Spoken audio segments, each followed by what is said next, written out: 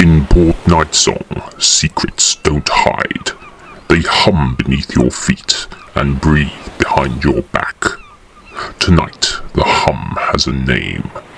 Maximus, Guildmaster, Master of Ceremonies, and Puppeteer of Fate, sits in the smoke-thick air of the Rusty Halibut, chasing a whisper that something unscheduled is arriving by ship.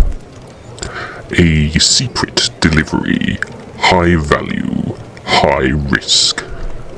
He doesn't know what it is, just that it's important enough to tug even his caravan's strings.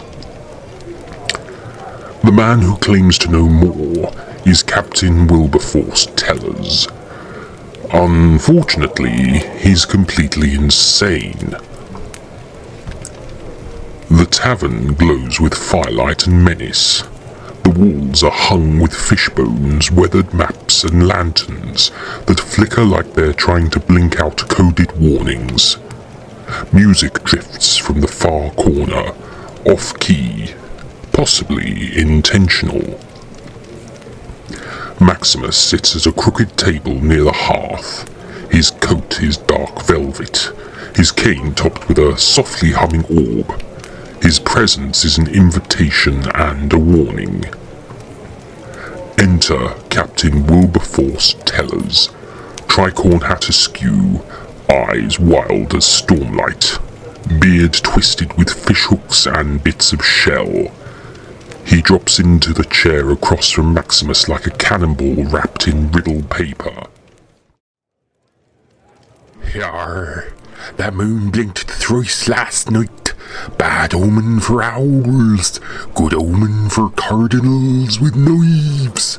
But you, Maximus, you wear secrets like underpants, loud, layered, and oddly scented. I was told you knew something about the delivery. I know many things. I know the tides sweep backwards. I know the mermaids have teeth like rent collectors. And I know the cargo you seek dreams in iron and blades memories.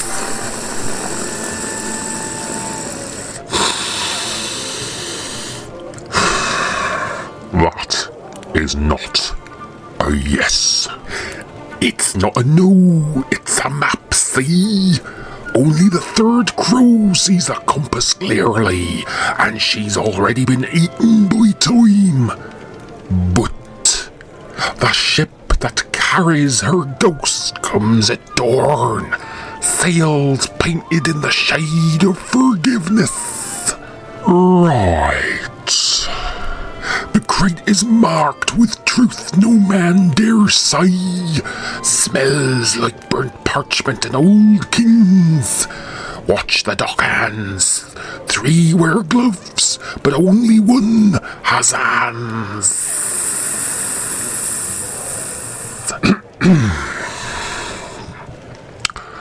Is this the part where I paid you or sedate you? Neither. This is the part where you listen and the world rearranges its teeth. The Dino Fanta's forgotten, but the clock remembers.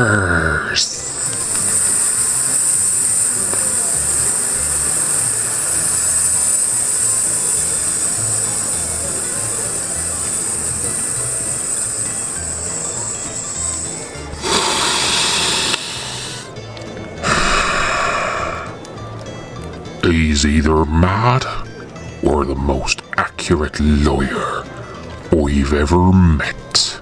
Yes. The crate Maximus. Ums, like a choir of paper clips, learning betrayal. Captain, I don't care if it sings like a soprano in hate. What's inside it?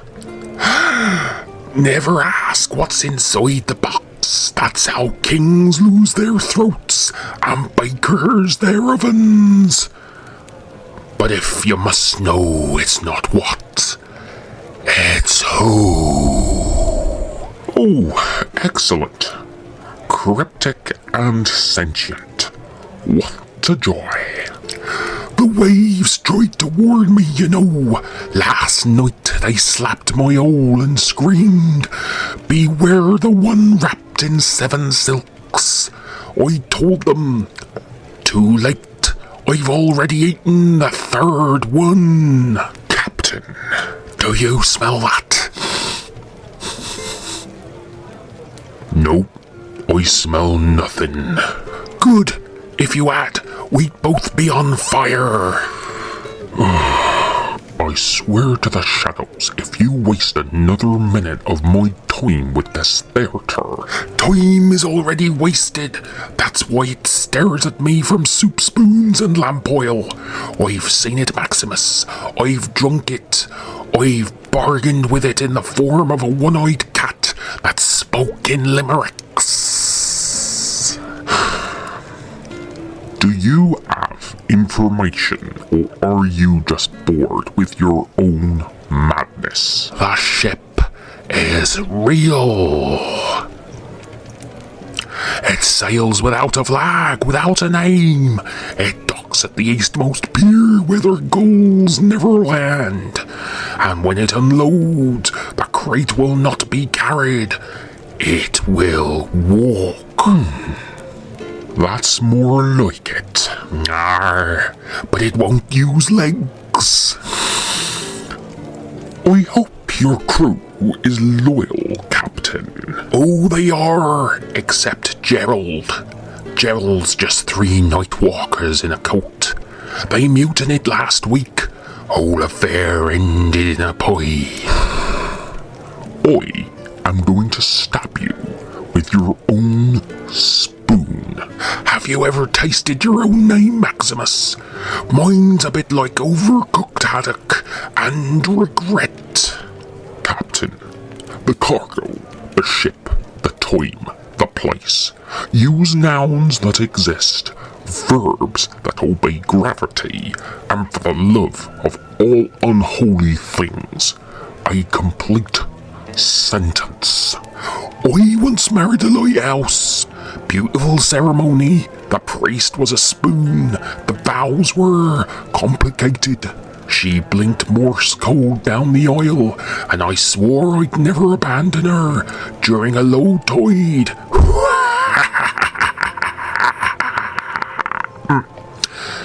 But I did, Maximus, and now she sends me barnacles in my dreams. You are the most exhausting riddle I've ever failed to solve. And yet you stay. Because hidden inside your whirlwind of nonsense, broken metaphors, and seafood trauma, you did mention a ship. You did name a pier. You did say the crate walks. Madness is just the truth with its pants off. Then put some damn trousers on it. Tellers. The crate doesn't like being watched. It sings in the hold, soft like a lullaby with teeth. You'll want to open it. Don't. You'll want to follow it. Don't. You'll want to talk to it. You should. You know, that's the first useful thing you've said in an hour. Oh, we're measuring time now. I thought we were dancing it. Is this not a waltz of warnings, a jitterbug of dread? If you make me stand up, Captain, I promise whatever I do next will be remembered in nightmares and local ballads. Then stay seated, Master Maximus, because the cargo isn't just coming here. It's coming for you. Then I'll be waiting.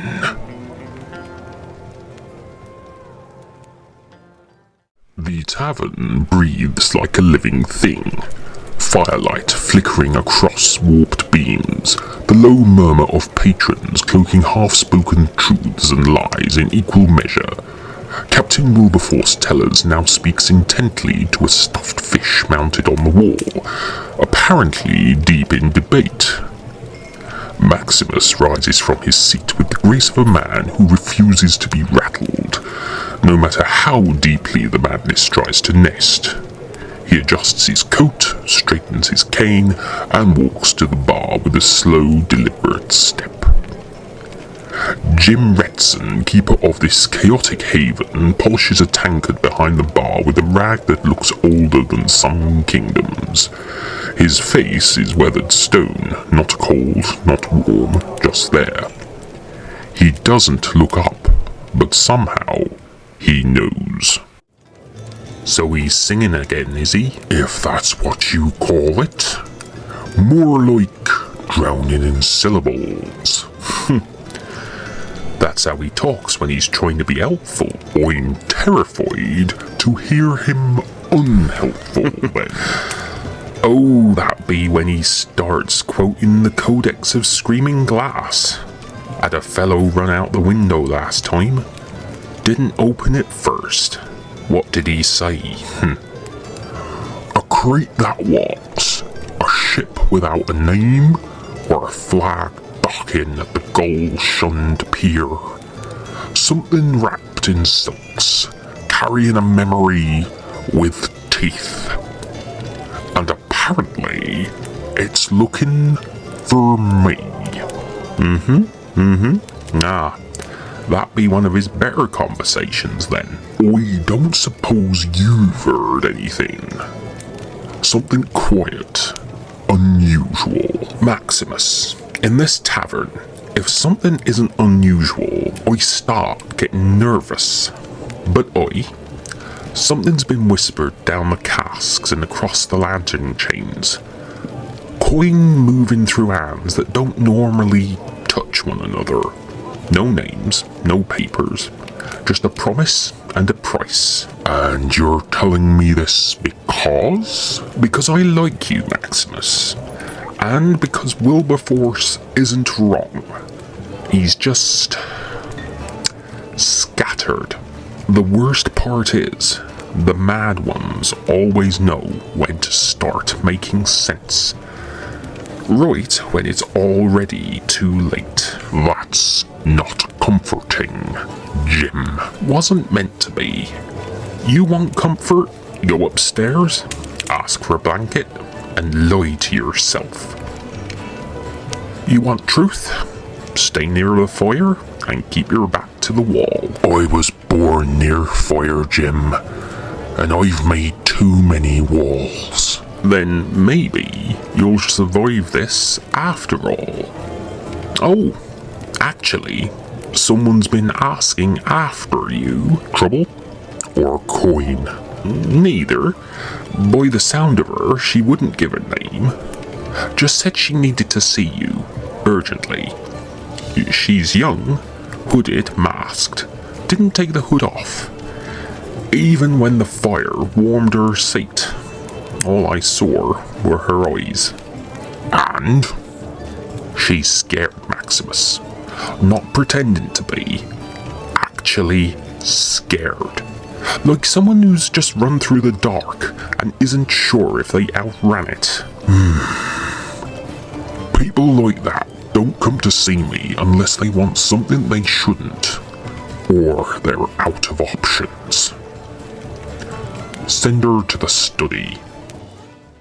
The study of the Rusty Halibut is a quiet room behind a crooked oak door. Candlelight spills over carved chairs and an aged wooden table. Shadows stretch like listeners across the walls, cast long by the single standing candle at the center. A clock ticks solemnly on the wall, its face unreadable in the half-light. The scent of old parchment, pipe smoke, and sea salt lingers in the air like a memory. Maximus doesn't know what the young woman wants, or what she's running from. But the way Jim spoke, the stillness in his voice, tells him enough to prepare for more than just words. No one seeks him out in silence unless they need protection, or mercy. And mercy is a currency even rarer than truth in Port Nightsong. He waits now in the study, the shadows listening, the candle whispering, and the young woman is about to enter.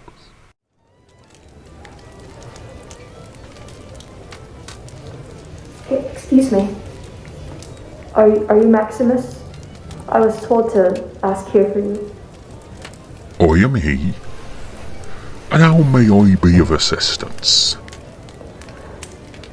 I need a spot in your caravan, please.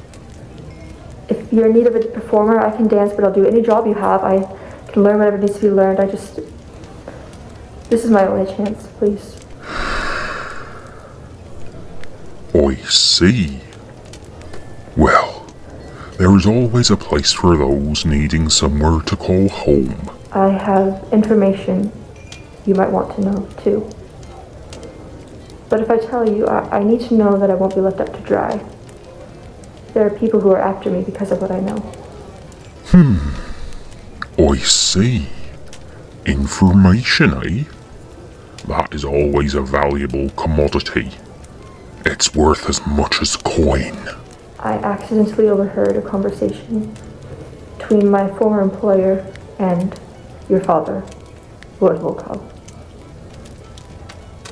My former employer is plotting against the Grand Council to find and deliver the crown of the Tyrant King to Lord Volkov. My father, the fool. Has he forgotten that's why I'm out here, to find the crown? He dares to double-cross his own son.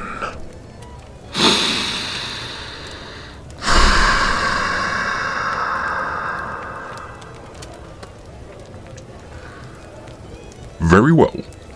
I ought to ask your name before we continue. Well, Aleta, allow me to welcome you to the Caravan. There is a place for you amongst the other performers. You can travel back with me to the Caravan under my protection once my business here is finished. Thank you. I promise I'll make this worth your while. I won't let you down. I just have one request. Two, actually. I'm sorry. I have nowhere to stay now that I'm here. It's a miracle I managed to make it all the way to Nightsong just with what I had on me.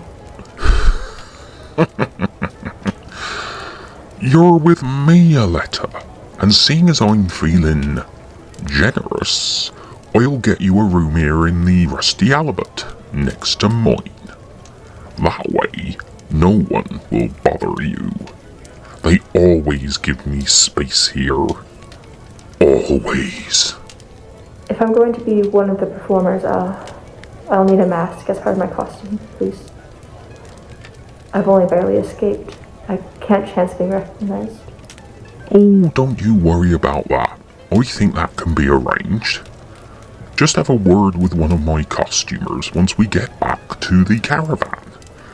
They can rustle you one up very quickly. Believe me, no one will recognize you once they've finished your mask. And so, with the young woman now in his protection, Maximus makes preparations to return to the Caravan. However, his story in Port Nightsong is not over. The mysterious ship is on its way, and its precious cargo calling him in his dreams. Whatever this cargo is, it's important, and it could change the very fate of the world itself. Also, Maximus is led to believe.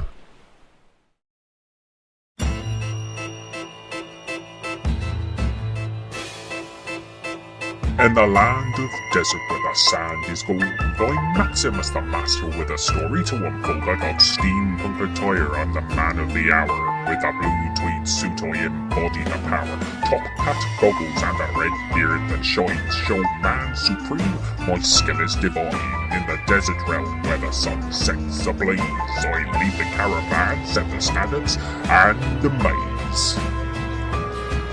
I'm the maestro, the chief, the one in command. With a white shirt crisp, my presence is grand. Every deal I make, every showing I lead, I'm the best in the game with unmatched speed.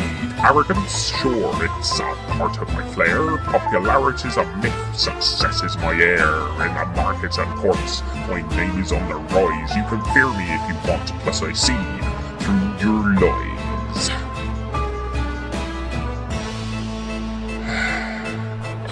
Caravans flourish under my reign supreme. In this desert expanse, I live in the dream. My enterprise glows with illumination. Maximus commands, and the results are seen. They whisper, they chat about my lofty pride, but when they need the best, they seek me as a guide. My red hair flames with ambition and might. In the desert of dreams, I am the light.